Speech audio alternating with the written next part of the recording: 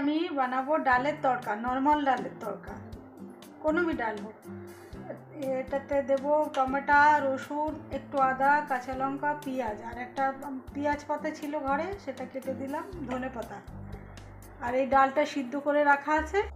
কড়াতে তেল দিলাম, তেলটা গরম হোক, দিলাম রসুনটা। রসুনটা আগে দিলে কি রসুনটা ভালো ভাজা না হলে গন্ধটা বেরোয় না ভালো।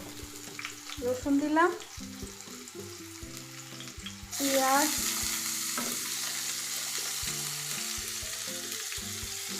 লঙ্কা, আদা দিয়ে একটু ভাজবো। এবারে পেঁয়াজ পাতাটা ছিল, এটা আমি দিয়ে দিলাম, দিয়ে একটু চালিয়ে টমাটোটা দিয়ে দিলাম। টমাটোটা দিলাম, নুন হলুদটা দেবো না, হয়তো ডালে দিয়ে আছে।